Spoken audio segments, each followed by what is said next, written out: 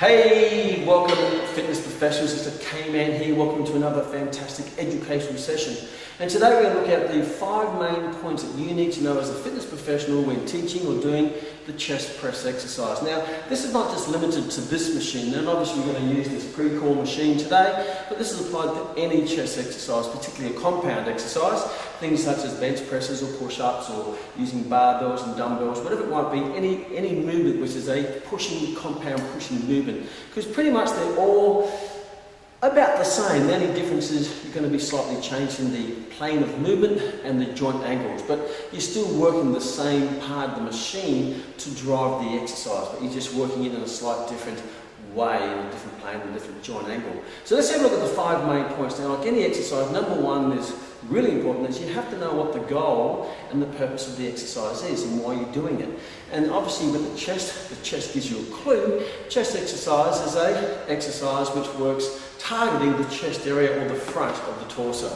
So the target area is the chest, shoulders and the backs of the arms for this exercise. Now, as a fitness professional, I expect you to have deeper layers of knowledge and understanding than just this is a chest exercise. So let's have a closer look at this movement of the chest press exercise. Now, basically you have to look at static and active joints that are involved in the exercise. Now, static joints are the ones that don't move, but you have to make sure they're nice and stabilised in a position so your active joints can work more effectively. And obviously the static joints, when you look at this, is you're looking at the joints or the platforms or the girdles. So I always look at the girdles and then move out to the limbs. And the girdles is the pelvis and the scapula.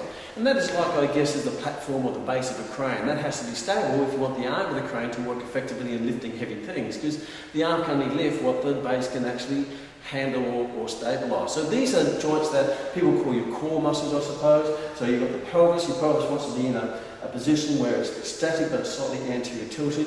That creates a nice natural curve in the lumbar spine, which is your natural anatomical position. And then the muscles that help stabilise the pelvis will be, as you know, your rectus abdominis, your internal external obliques. They stabilise the pelvis. Then you activate your transverse abdominis, which more stabilise the inner vertebral joints.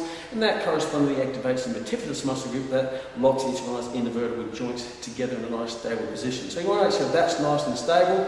Then you go to your scapula. The scapula, you want to make sure it's nice and stable in a retracted and a naturally depressed position, not a forced depressed, but a naturally depressed position. The muscles that pull the scapula back and down, either adducted or retracted and depressed, will be things such as your rhomboids and your middle fibers of the trapezius, where the muscles that pull the scapula down to keep them down so it doesn't elevate will be your lower fibers of trapezius and your pectoralis minor, which is on the anterior part of your body. So then you want to make sure the scapula is nice and stable. Then you look at your glenohumeral joint, because we just looked at the scapulothoracic joint, that's nice and stable. Now your glenohumeral joint, that's going to go through basically a movement of horizontal flexion in the pushing movement of the chest press. And the muscles that are responsible for that will be pectoralis major, which is obviously your prime mover, your prime agonist muscle group, and that's going to be aided by your deltoideus.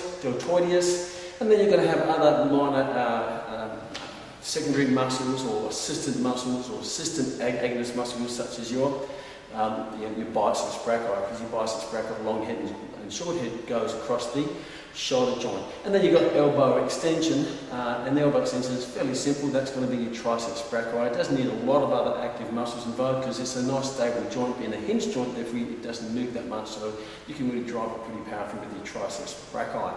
So it's important to know what the target area is, but also understand the function of the muscles that contribute to that movement pattern in that target area. So number one, know what the goal of the exercise and the purpose of the exercise, and some deeper layers of understanding of the anatomy. That way you understand what's going to happen to the muscles if you start adapting the exercise, or the person feels uncomfortable with exercise, and then you can go deep and work out why they get a little bit of pain or discomfort during that exercise, because you understand the joint movement and the muscles that contribute to those joint movements.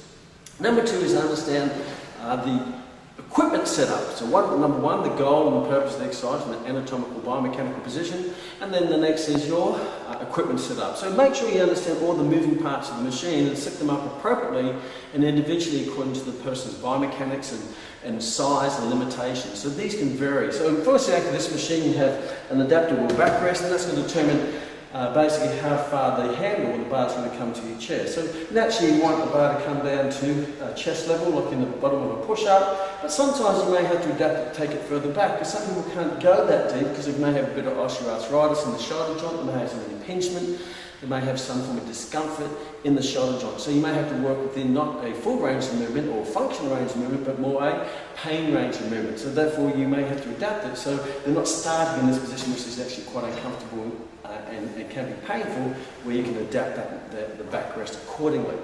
And then you look at the seat, that can go up and down, and that's going to determine where the bar comes and the height of your chest. And obviously if you go too high in the chest, the arms have to come up to this abductive position with medial rotation, and that's going to put you in the possible position of shoulder impingement, where you can grind or put stress on the supraspinatus that runs underneath the acromion process, and that can grind across between the acromion process and the head of the humerus. So yeah, this is a good strong position, but some people may have a bit of tendonitis or tendinopathy of the supraspinatus and some impingement, so you may have to adapt it to bring the seat higher so the bar comes lower, so you go away from that 90 degrees of shoulder abduction where it comes down here, which is going to be a bit more comfortable. So it's important that you look after your client from a comfort point of view, because the number one as a fitness professional is you do not hurt your client. You train the muscles while protecting the joint. So if I've set this machine up from here, that's pretty good. I don't tend to go out here because I do have a bit of wear and tear on my joints for over the last, many decades of probably inappropriate training.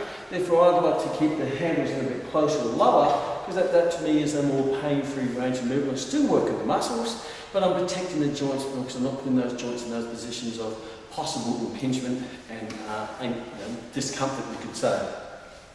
So equipment setup's really important and adapted around the person's biomechanics and their size, but also their pain and injury limitations. So that's really, really important. Now next is to look at your body position when you set up into the machine, your body position. So you have to make sure that we're basically looking at, we're always maintaining perfect posture while you're in the machine as possible. So always go back to anatomical position. That will give you a good guiding comparison of where your posture should be. So from here, when you look at this movement pattern, you have active joints and you have passive joints. Now active joints are the joints that are moving, you have passive joints or static joints are the ones that are fixed, but they're also important to fix in the right position so you have a good strong base to execute the movement pattern of the active joint. So I always look at the girdles and go out, look at the platforms and go out, and your first girdle obviously you need to look at is your pelvis. Make sure your pelvis, when you're sitting in here, your bottom's into the corner, your pelvis is slightly anterior, which is a natural tilt, anterior tilted. You get a natural lordotic curve in the lower back. Make sure that's, and you stabilise that through your activation of those muscles, which I mentioned before. Your scapula needs to be back and together in that natural position, and you make sure your head is back so you're in that good, correct anatomical position. When you set the machine up accordingly, so there's no pain throughout the exercise or discomfort, and then you're making sure your body's in a nice, good, strong position so you can exercise the movement effectively, efficiently, and most of all, safely. So make sure the body is in its correct position where they're not poking their head out there, or their hips are out here, or their shoulders are in here, because now you're compromising your body position, your posture. When you take your posture out of its natural position or correct position, then you're going to increase the stresses that go across those joints, whether it be shearing forces or rotational forces, what it might be. But make sure your posture is in the correct position, because your body is designed to withstand forces through those joints in this correct postural position.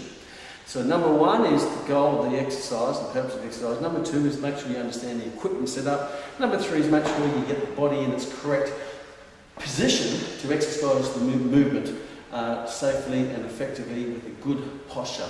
Number four is to now the execution of the movement. Now the execution, if you get all that set up, the execution should be fairly straightforward. And basically the execution, make sure you lift the weight with control. And I always say make sure you control the weight, don't let the weight control you. So don't accelerate and don't bounce the movement, because now the weight is in control and you're not in control. But if you're in control of the weight, you can always stop the movement at any particular time because you've got control of the weight. Now sometimes there might be alternatives to that if you're training for elite sports or something like that, but we're looking at for just good base strength throughout the movement, because when you use momentum or bouncing, you lose control of the weight, and particularly at the changes of direction, at the bottom when you bounce, and that's going to increase the stress across the joint, and it may increase the stress at the end of the joint by the locking action, which is then compromising the safety of the exercise. And you don't want to be getting to my age at 50 and all of a sudden you can't do anything because you've actually injured the joint while trying to train the muscle, but training it with poor execution and poor technique.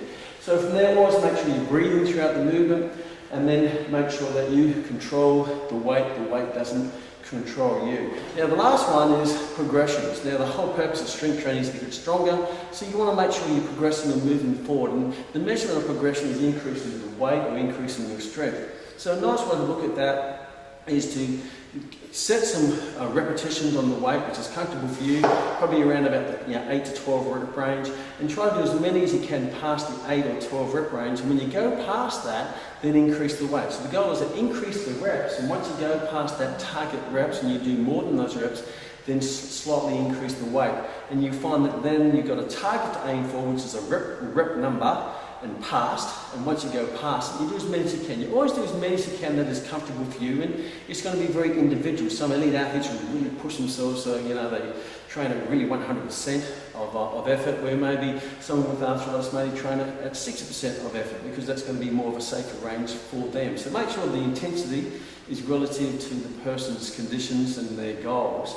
But the whole point is that you can still progress, even if you're training at 60%, 70%, 80%, 90%, you can still slowly increase the weight as they're getting stronger. So the progression is to increase the reps, or try to increase the number of reps that you're doing for a weight, and when your reps get made way over 10, then increase the weight, and that bring your reps down, and then you try to build your reps up again. And when you go over 10, I'm picking 10 as a number, it could be 12, it could be 8, it could be 5 if you're an elite athlete. But once you go past that, then you put the weight up slightly, and before you know it, you're doing 10 repetitions that are progressively increasing weight. Other ways to progress the progression there is maybe progress to a more complex exercise. You might go from a machine to a free weight barbell to a dumbbell. And that doesn't necessarily mean you get greater results, because all those exercises still work the chest, and it's all relative to progression or overload. But you may want to go on to progress onto other exercises, because it might be a bit more specific to your goal or to your sporting goal, whatever it might be. So you can progress the exercises to more complex exercises, which don't always necessarily increase results, they just change the conditions of training that exercise. So the 5 points to really recap is: number 1, know the goal and the purpose. Number 2 is to know the setup of the machine according to the individual's position or biomechanics or pain or what it might be. Number 3 is body position. Number 4 is correct execution, and number 5 is progression. And also understand the benefit and limitations of every exercise. So this is a great exercise for the chest, but ideally it's not the most functional exercise because it's a machine. And if you're maybe a transporter or Ironman, then this would be appropriate. But ideally in life we carry our body weight, we don't move machines. So it's a great, maybe an exercise, a good general exercise, but you may want to maybe move on to more functional exercises, such as push-ups and dips and so on. So there's a good 5 tips for you to take into consideration when you're training yourself, but most of all when you're as a fitness professional, when you're training your clients. See you in the next session.